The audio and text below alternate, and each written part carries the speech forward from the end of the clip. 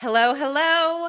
I am so excited about my guest today on this episode of Create for No Reason. It is going to be such a great conversation, especially if you want to become a better speaker, a better communicator, someone who has a message that you want to share, whether it's on the stage or in videos or to your team. My guest today is going to help you do all of those things. I'm so excited to introduce you to Jasmine Haley. She is a nationally awarded speaker, author, educator, and consultant dedicated to helping audiences understand that the time is now if they want to make an impact and serve their communities from the heart.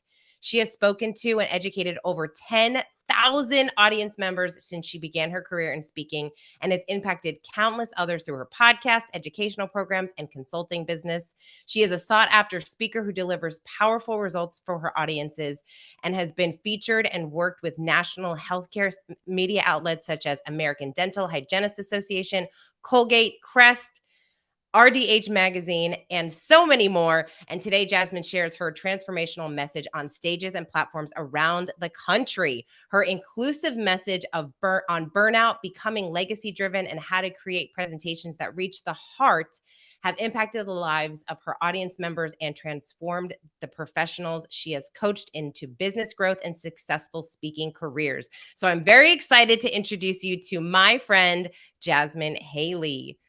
Jasmine, so happy to have you.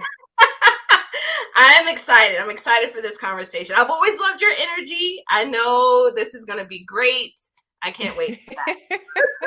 Well, I love your energy too. I feel like you always have just this fierceness, this confidence, this powerful way about you, which obviously this is what you do for a living. So before we dive into this conversation, which is so important around communication and public speaking, how do you describe what you do to people? I help people build their legacy or scale their legacy through the power of their voice. I think I can sum it up that way. So whether I am actually speaking and training people myself as a speaker, there's still an element of reclaiming someone's power, right? And going for what it is that you want. And it's the same exact thing for the work that I do in my consulting business. That's a beautiful summary. Like that's like ties it in a little bow. Like we Yeah. get it. And one of the things that I love, so you get on stages, you teach people how to get on stage, and you have a very specific formula in which to do that, and it's all from the heart, which Mhm. I love. So can you talk about that? Because I think that in today's world, when it comes to social media, everyone has a message, everyone has something that they're passionate about that they want to share, but how do you use this methodology that you've created to really make that impact in your little piece of the universe? Yeah. So my proprietary process is called the heart methodology. And simply what I do is create structure around the way we communicate. So you're going to actually see a demonstration of that every time Kate asks me a question. All right. It's going to get straight to the point. I'm not going to be blowing a whole bunch of wind. I'm going to be looking at ways to create a story, right? And then lead people to the transformation I want them to achieve. So when it comes to the heart methodology, what I found when I was going out there speaking and going to places like Kansas and Nebraska, growing up in New York City, Jamaica, Queens, right, as a person from the inner city going all the way out to these rural areas, I would speak about topics that were very difficult, but some way, somehow, at the conclusion of my presentations, spending 3 to 6 hours with individuals, people would come up to me, they would be hugging me, they would be crying, they would start following me and just deeply impacted by the work that I do. So the heart methodology is really getting down to the point of understanding what your story is, what your goals are, how can you get the audience to follow along with you, how can you reach their heart to cause them to create transformation. And studies have shown that if Harvard Business Review stated that if a speaker learns how to effectively communicate and share a story, that the brain patterns of the audience members would mimic those of the speaker. That is how powerful it is. So Oh when you my learn the heart gosh. methodology, you can certainly reach the hearts of the people that you speak to. And those are the most profitable speakers because they know how to engage and also send people on a journey. Oh, it's so true. I'm thinking as you're talking, I'm thinking about some of the speakers I've seen on stages and who are some of my favorites. Mhm. And there's a reason why they're so good, right? Like you can, it's almost like you don't recognize a bad speaker. Well, you don't recognize like a phenomenal speaker until you kind of like, oh, these other speakers, they just don't have it. There's something missing. They're not getting to the heart of it, as you would say. And Mhm. then you have somebody else come up on stage and immediately you're drawn to them. You're attracted to them. And it's usually because they're sharing a story. They're taking you on a journey. It's nothing new, right? It's the whole like Joseph Campbell, the hero's journey. You need to take them on a story. There's obviously tons of speakers in the world that get up on stages. Some of them are great, some of them are phenomenal, some of them are not so great. Mhm. What are like the top 3 mistakes you see speakers make? Mm. I would say the top 3 mistakes I see speakers make is number 1, they make it about themselves, which it's Mm, part of the equation, but it's not everything. It is not everything. So what happens is when they make it about themselves, it leads to number 2. They're talking to the audience rather than with them. And then the third is they don't have a clear goal. And when you go up and speak without that clear goal, you have no direction. It's almost like typing in going somewhere, right? Going, say for instance, you decide to go to a different city or state you've never visited, but you don't actually type in an exact address into the GPS. Well, then how does the GPS know where to direct you? So that's exactly what's the missing piece in a lot of speakers is they don't have a real goal. It's just I want to speak, I want to feel great, I want to feel that adrenaline rush. And then when they're finished, they are flabbergasted at the fact that they're not building recurring revenue with speaking. They are constantly doing free gigs, they're constantly being invited to summits, and then they're like, well, speaking isn't a viable option for me. It is if you know how to strategically understand how to impact individuals, but also make it in alignment with this is a goal of my speaking, and this is how it aligns with where I want to see myself go professionally. yeah, you're what I think is interesting with what you help people do with a speaking career, there's a difference, right? There is someone who wants to get paid to speak for a living. They're on the road, they're doing Zooms, I mean, that's where a bulk of their income is coming from versus a lot of people, which is it might just be a small piece of. They don't they're not spending hours and hours crafting presentations because they're doing other work. Maybe if they have a service, they have a product, whatever it is, and then they also get on stages. So there is, I mean, I see it as a different eh, kind of a major difference because I have some friends that is their business and they treat it as such, right? Like they're really creating these presentations in a way that they can charge 20, 30, 40, 50 plus grand for a keynote because it's worth it because that is their craft. Mm. So I disagree. I don't think that there's a difference. I think the difference is that the person who has it as a part of their funnel for their business isn't taking it seriously. The person who is using it for a living, now they have created a structure that will support that. So I am in the middle of bridging that gap so that someone can see one of the most effective ways in which you can reach the hearts of leads for your business, right? Or ways in which you can leverage your intellectual capital is to create structure. Mm. And there's structure in the talk and there's structure on the business side of your business. And so I feel that both of them could be equally powerful. Both of them could be equally impactful in the work that they do. They're just two different business models. So I work with people who only want to do speaking and training. Perfect. Great. I love it. Let's map it out. Right. And then there's those who have speaking as the top of their funnel of how they're going to find the clients that they're going to continue to do the consulting work that they may be doing or the coaching work that they may be doing or whatever they see fit. If they're I have a client who's a photographer, right, that utilizes speaking. So there are many ways in which we can grow whatever we see fit. That's the beauty of business, right? Yep. Choose what feels aligned to us. I've chosen that I work 10 months out of the year. 2 months of my business, I am shut down. I am taking naps. I'm watching Law and Order, right? When I come back, when I come back, I'm training or I'm consulting or do whatever I see fit as long as I stay in alignment and it brings me joy. I love that. All right. That makes sense. Now, when people come to you, Mhm.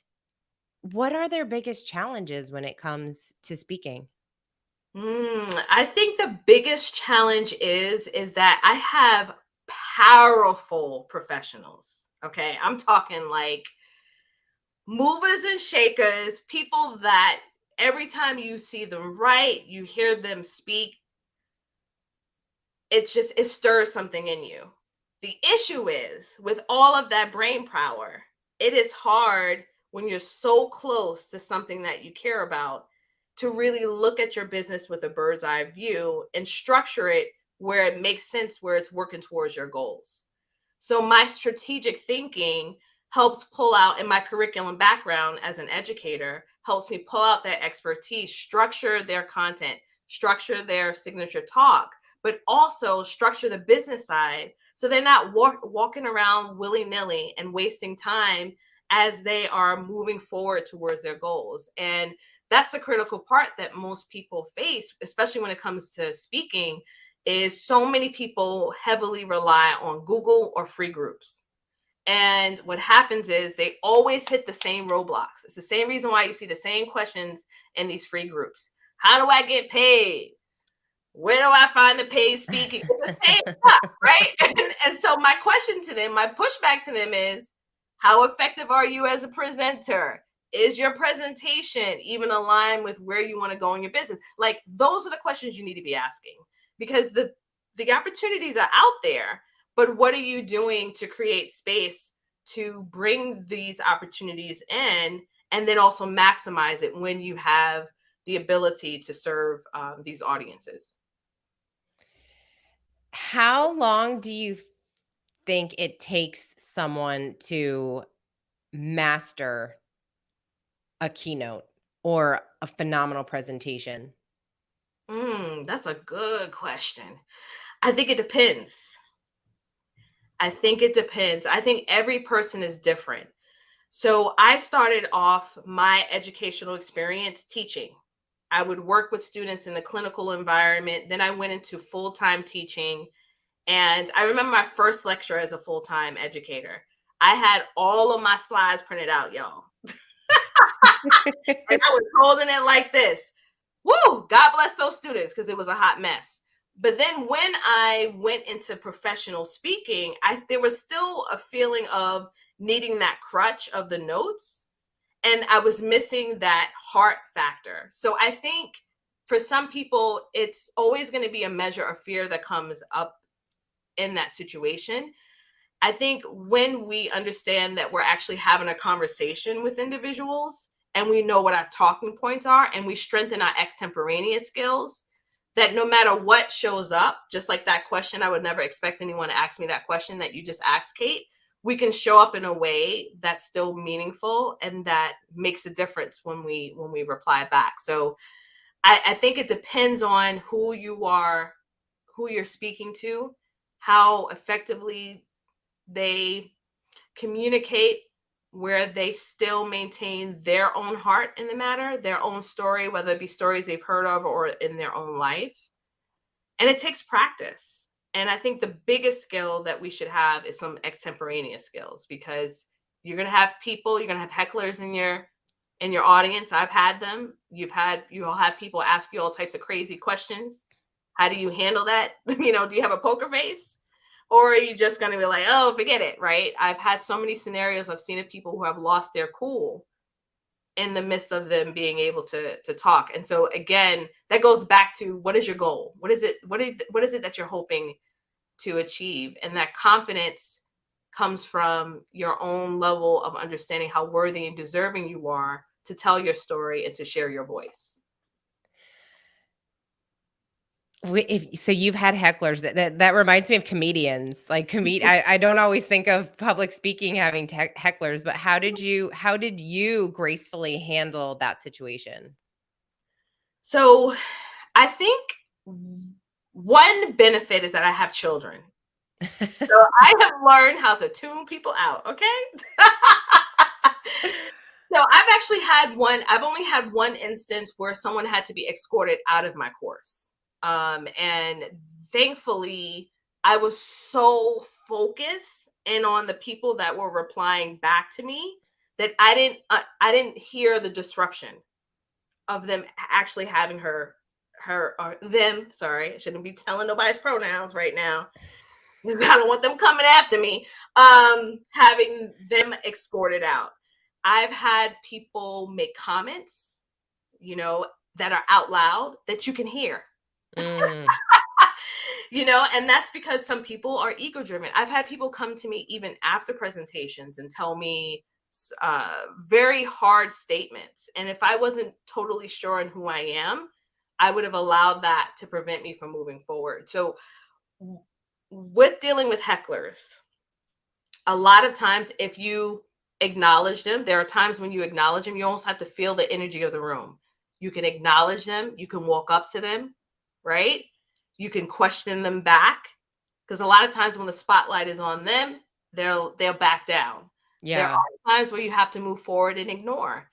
So it's really about feeling the energy of the room. And there are times when it's best to ignore when you're at critical parts of your storytelling or in your presentation, where you don't want to lose the entire audience just because your ego is getting in the way and you've got to address somebody that's being a bully. Yeah. Yeah, that's what it is. It's just being a bully. Mm-hmm. So there might be people listening that are saying, "Well, I have this great presentation. I've worked so hard and I get up on stage and I speak for free all the time and everyone asks me to be on the summit." How can someone self-assess how good their presentation is right now to figure out kind of how to make it better and if it's good enough to be on, a big stage? So I have a twofold answer. Okay. I feel that everyone has the right to get on bigger stages if they so desire. If that's something that's their calling. But you do need to put in the work to make sure that you're not going to show up and look like a fool. Because here's the thing, just like we talk about some things that are happening that are crazy in these internet streets, the event organizers will do the same to you. Okay. And you don't want your reputation to be affected because of you not um, taking the time to practice and understand what it is that you're doing. I forgot a little bit of the question, I have to admit. Basically, I'm just curious, like, I want someone to be able it's almost like self-awareness, right? Like, how Okay, can okay, someone okay, be a little bit more okay. Yeah, aware? yes, yes, yes. So I got some tips you can try. I would Okay. record yourself, and take a look at yourself. Really take a look at yourself. The other thing I like to do, because I come from an educational background, sometimes I will add in questions, polls, live polls, and it would be the same question at the beginning and same at the end. So these are evaluations, formative and summative. And if they get the answer correct more than they did at the beginning of your presentation, that's a way to assess whether or not you were effective. I often will have questions at the end, polls, even if I do a keynote, and just ask them, what is your biggest takeaway? And if they're not all saying the same thing that's related to the goal of my presentation, I know I failed.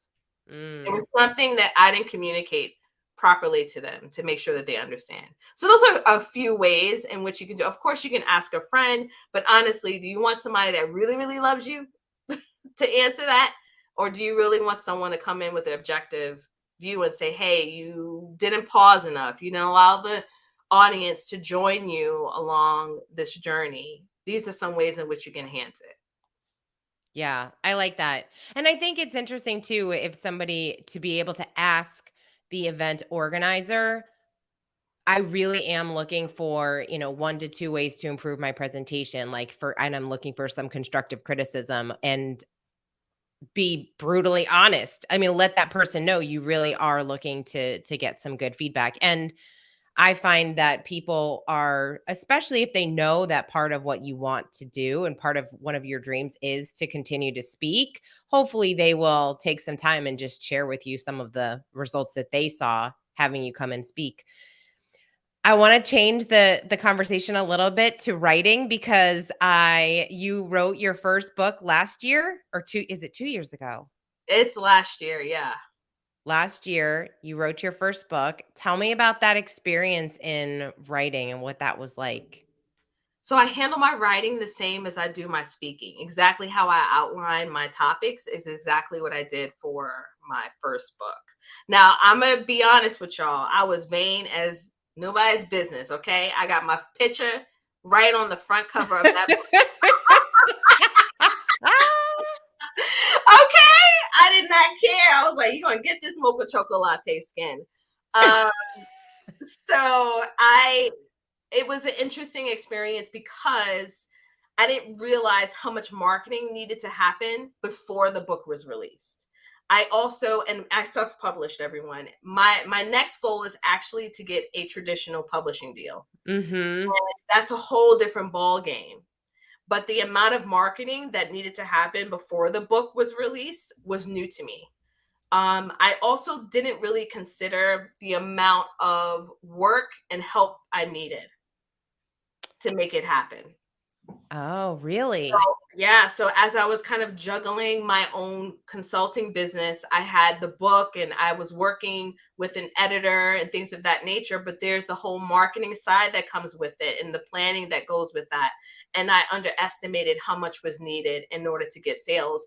And what people don't realize is that when it comes to a book, you're not, unless you're like some massive celebrity, you're not expected to make a ton of money off of it. So No. you have to really understand like what is the purpose of it. And especially if you're going to self-publish, just like with speaking, you want to make sure it's aligned to whatever your specific goals are. And what I found is that even though I talked about burnout, I talked about reclaiming your power, I talked about, reaching your goals. Thank God I didn't choose to do a memoir. Nobody cares about my life all the way from the time I was conceived into now, right? So a lot of us get into self-publishing, like, I want to just tell my life story. And we don't really think about, well, what is the goal for the people who are actually reading it? So there were parts of my story that I shared because it was related to burnout. And I wanted people to avoid that and just break through to their next level where they can continue to show up and serve with excellence. But I underestimated the marketing and I underestimated taking the time to really find professionals to assist me through it.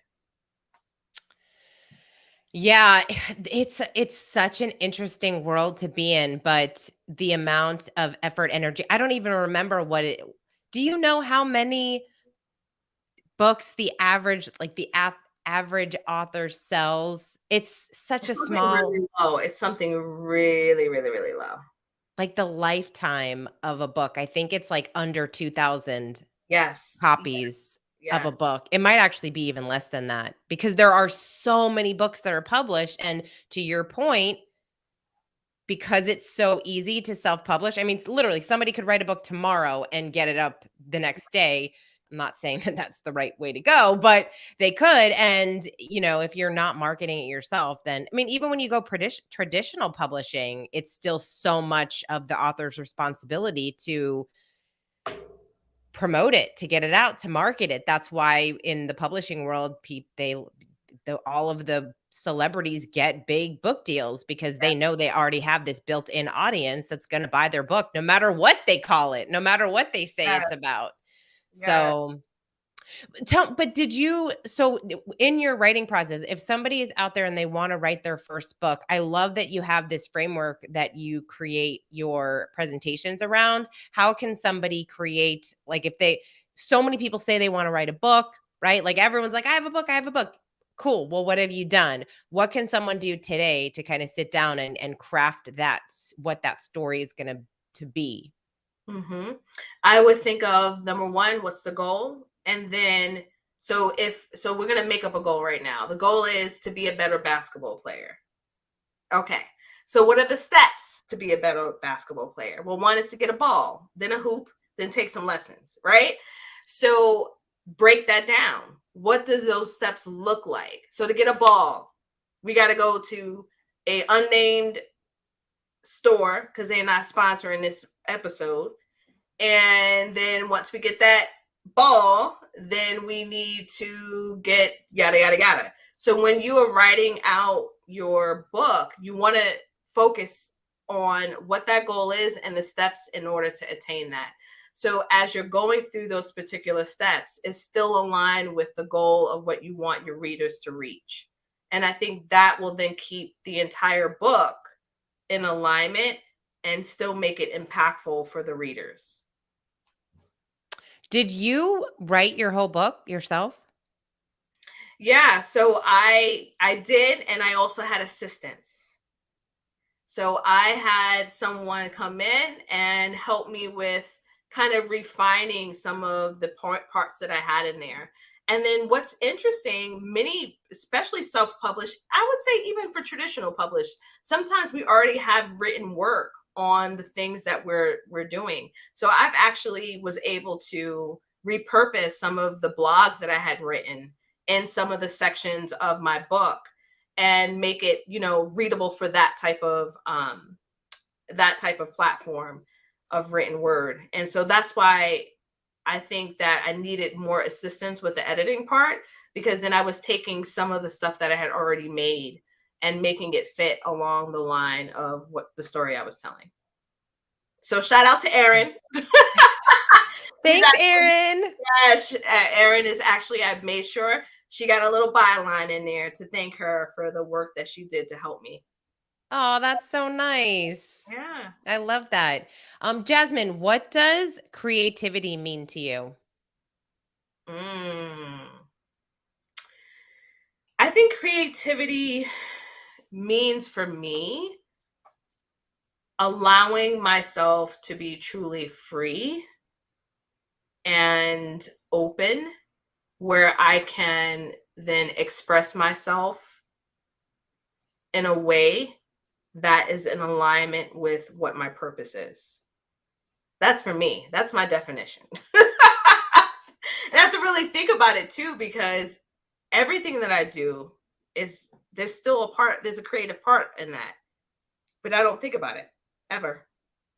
What do you mean you don't think about it? I don't think about creativity. Yeah, it's just the way you approach life Yeah. and your projects. Yes. That's why I love the message that everyone is creative.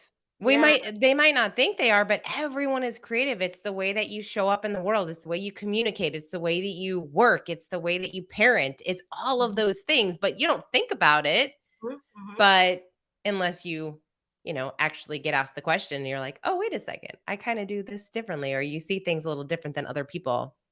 Yeah. What is something that you have learned or relearned over the past 2 months? How important it is to trust myself. I think that's the biggest lesson for me in my business is we get inundated with so much information. There's so much. And there's multiple ways in which to have a successful business, successful life, and things of that nature. The biggest asset that I've gained, and this is through therapy, y'all, with a capital T, and a coach, which is when I'm making decisions, I tune it into what feels good to me. And I've gotten quiet enough, which helps with having a sabbatical, also taking breaks, because I can run myself to the ground. Having enough white space where I can then tune in and see, how does this feel to me? and then automatically I know exactly the right decision. So I think that is a part that's missing for many of us who are in business, who have writing goals, who have speaking goals. Oftentimes, even for my own clients, they're in their own way and they haven't yet strengthened those intuitive skills to see and understand and know that this is the right decision because it's aligned with what they truly desire and what makes them who they are. Yeah. Oh, that's beautiful. That's beautiful. Thank you. Okay, I always ask my guests before I let them go, what is one activity that the listeners can do in 10 minutes or less to help them live a more creative and fulfilling life? Take a nap. Take a nap.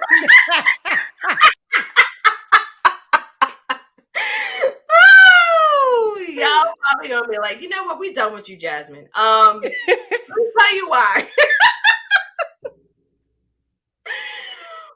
When I've rested, when I've truly rested, I have had the most magnificent things come out of that. Tomorrow, I get to fulfill something I dreamed during my December 2021 sabbatical. The largest contract I've ever sold, the largest experience I've ever sold for a one-on-one client. And I get to do that tomorrow. Why? Because I slept and took some naps in December. And when I woke up, I was like, oh my gosh, I got it. Like, this is it. And wrote it down on a sheet of paper and boom, look at it. It's right here. Oh my gosh. All right, take naps. You gotta take some naps to be more creative in life. True. Listen, when you run down and you're burnt out, nothing's coming out. No, that is definitely true. That is definitely true. Jasmine, you are so awesome. Thank you so much for taking the time to chat with me today. What is the best way for people to connect with you? Yeah, they can find me at jasminehaley.com.